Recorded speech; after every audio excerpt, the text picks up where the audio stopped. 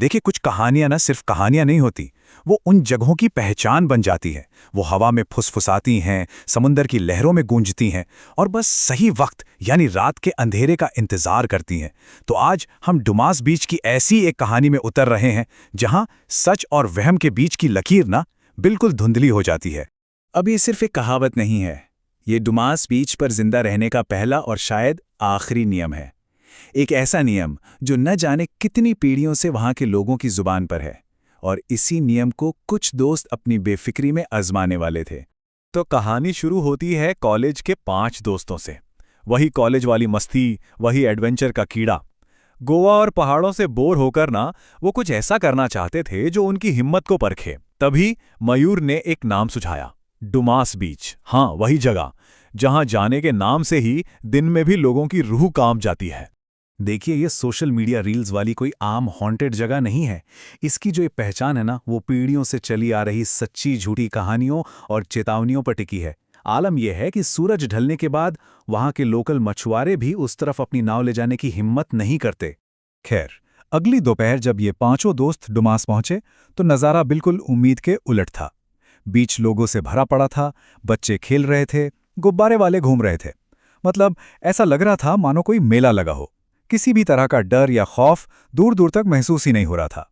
लेकिन ऊपर से जो दिख रहा था वो एक धोखा था। दिन की इस चहल पहल के नीचे एक बहुत गहरा और डरावना सच दबा हुआ था, और वो थी वहां की काली रेत। मयूर ने बताया कि ये रेत इसलिए काली है क्योंकि सदियों तक ये जगह एक शमशान घाट हुआ करती थी।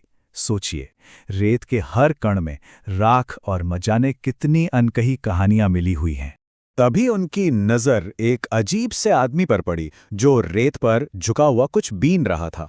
जब वो उनके पास आया तो उन्होंने देखा कि उसकी आंखों में ना सालों की थकान थी और आवाज में एक अनकही ठंडक, जैसे उसने वो सब कुछ देखा हो जो कोई इंसान देखना नहीं चाहता।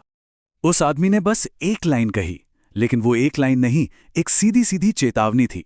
उसकी बातों का मतलब साफ था, ये रेत सिर्फ रेत नहीं है, ये अनगिनत रूहों की आखिरी आरामगाह है। और उसने जो आगे कहा, उससे तो दोस्तों के मानो पैरों तले जमीन खिसक गई। उसने बताया कि यह शमशान का वो हिस्सा है जहां सिर्फ राख ही नहीं बल्कि कई अधूरे शरीर भी दफन हैं। ये सुनकर उनकी सारी हिम्मत जवाब दे गई और वो आदमी अपनी बात कहकर चुपचाप आगे बढ़ गया। इतनी बड़ी चेतावनी के बावजूद कुशल के मन में वो रोमांच का कीड़ा अभी भी जिंदा था। दूर दिख रहे एक खंडहर ने उसे अपनी ओर खींच लिया और उसने मयूर और नील को भी अपने साथ उस अनजाने खतरे की ओर चलने के लिए मना ही लिया। और बस यहीं से उस रात की सबसे बड़ी गलती शुरू हुई। वो लोग अलग हो गए। रिया और आरव ने तो साफ मना कर दिया। नील भी कुछ दूर जाकर डर के मारे लौट आया। अब उस वीरान सुनसान खंडर के सामने सिर्फ मयूर और कुशल अकेले खड़े थे। आप इस टाइमलाइन से समझिए कि कैसे कुछ ही घंटों में उनका ये छोटा सा एडवेंचर एक भयानक सपने में बदल गया। जो बस एक छोटी सी सैर थी, वो अब अंधेरे में एक लाचार और डरावनी स्थिति बन चुकी थी। रास्ता खो चुका था और उनके फोन भी एक एक कर दम तोड़ रहे थे। और देखते ही देखते अंधेरे ने उन्हें पूरी तरह से निगल लिया। अब चारों तरफ सिर्फ हवा की साय साय और समंदर का शोर था। मयूर और कुशल उस अंतहीन काली रेत पर पूरी तरह अकेले थे और खो चुके थे। और फिर वो शुरू हुआ जिसके लिए डुमास बदनाम है। हवा में उनके नाम की फुसफुसाहटें गूंजने लगीं, कभी समुद्र की लहरों से तो कभी पीछे रेत से। वो आवाजें बहुत धीमी थीं, लेकिन दिल में सिहरन पैदा करने के लिए काफी थीं। और तभी कुछ ऐसा हुआ जिसने मयूर की सच में रूह कपा दी। उन कई आवाजों में से उसने एक आवाज को पहचान लिया। ये उसकी दादी की आवाज थी। वही दादी जो 8 साल पहले खेतों से कभी वापस नहीं लौटी थीं। इस एक पल ने उस अलौकिक अनुभव को एक निजी, दर्दनाक हकीकत से जोड़ दिया।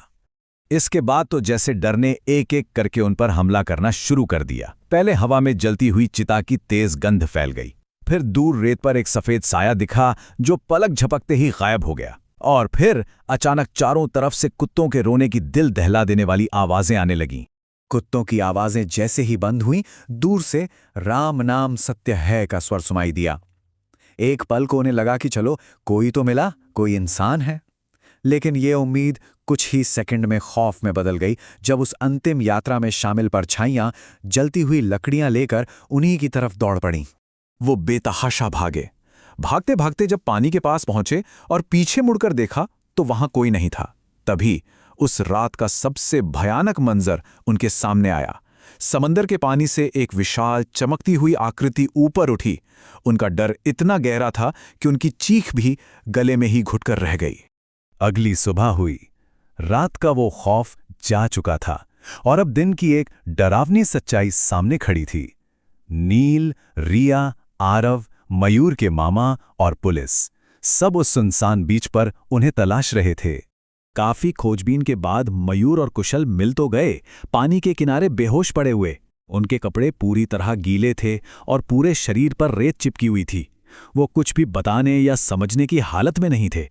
उस रात का असर सिर्फ जिस्मानी नहीं था, बल्कि रूहानी था। होश आने पर दोनों तेज बुखार में तप रहे थे। कहते हैं कि मयूर आज भी कभी-कभी नींद में जलती लकड़ी की गंध से चीख कर उठ जाता है। डुमास बीच का वो खौफ आज भी उसकी सांसों में जिंदा है। तो ये कहानी हमें एक सवाल के साथ छोड़ जाती है। ऐसा क्यों है कि कुछ जगह अपने अतीत को कभी पूरी तरह पीछे नहीं छोड़ पाती? क्या उनकी यादें, उनका दर्द, उनकी रेत में, उनकी हवा में हमेशा के लिए बस जाता है? डुमास बीच की काली रेत शायद इसी सवाल का एक बहुत ही खौफनाक जवाब है।